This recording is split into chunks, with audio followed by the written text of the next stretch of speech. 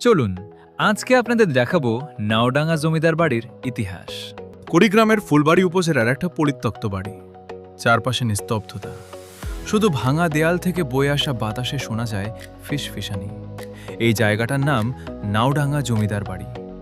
200 বছর আগে ব্রিটিশ সরকারের কাছ থেকে বাহাদুর খেতাব পাওয়া এক লোক এখানে গড়ে তুলেছিলেন এক সাম্রাজ্য। তার নাম প্রমোদরঞ্জন বক্সী। প্রমোদরঞ্জন বক্সী শুধু জমিদার ছিলেন না, তিনি ছিলেন দানবীর। বিদ্যাবাগীশ, শিমুলবাড়ি, তালুক শিমুলবাড়ি, কবির মামুদ, পুরো এলাকা ছিল তার অধীনে। লোকের মুখে মুখে ছিল তার নাম, কিন্তু ইতিহাস বলে যার শুরু আছে তার শেষও আছে। প্রমোদরঞ্জনের 3 ছেলে। বড় ছেলে আইন পড়ে বিচারক হলেন, ছোট ছেলে ইঞ্জিনিয়ার হলেন, কিন্তু মেজ ছেলে বিশ্বেশ্বর প্রসাদ বক্সী 3 বার প্রবেশিকা পরীক্ষায় ফেল করলেন। বাবা ভাবলেন লেখাপড়ায় হবে না, তবে জমিদারি তো সামলাতে হবে, তাই মেজ ছেলের হাতেই তুলে দিলেন গোটা জমিদারি। বিশ্বেশ্বর প্রসাদ বক্সী হলেন নাওডাঙ্গার শেষ জমিদার। জমিদারি প্রথা বিলুপ্ত হওয়ার আগ পর্যন্ত তিনি এখানেই ছিলেন, কিন্তু 1947 সালের পর সব বদলে গেল। ভাইয়েরা চলে গেল ভারতের কোচবিহারে, বিশ্বেশ্বর প্রসাদও শেষমেশ তাদের কাছেই চলে যান। রয়ে গেল শুধু এই ভাঙা বাড়ি। আর রয়ে গেল একটা প্রশ্ন, এত বড় জমিদারি, এত সোনা দানা, সব গেল কোথায়?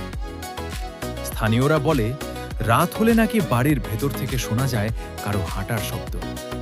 কেউ কেউ দেখেছে সাদা শাড়ি পরা এক ছায়া ছাদে দাঁড়িয়ে আছে, কাছে গেলেই মিলিয়ে যায়। কিন্তু সবচেয়ে অদ্ভুত ব্যাপার জানো কি? প্রমোদরঞ্জন বক্সী দোল পূর্ণিমায় একটা উৎসব শুরু করেছিলেন, দোল উৎসব। একসময় রংপুর, লালমনিরহাট, নীলফামারী, এমনকি ভারতের কোচবিহার থেকেও হাজার হাজার মানুষ আসত এই উৎসবে।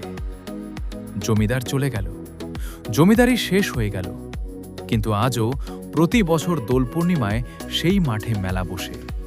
মানুষ আসে, গান হয়, রং ওড়ে। মনে হয় যেন প্রমোদরঞ্জন বক্সী এখনো চান না তার স্মৃতি মুছে যাক।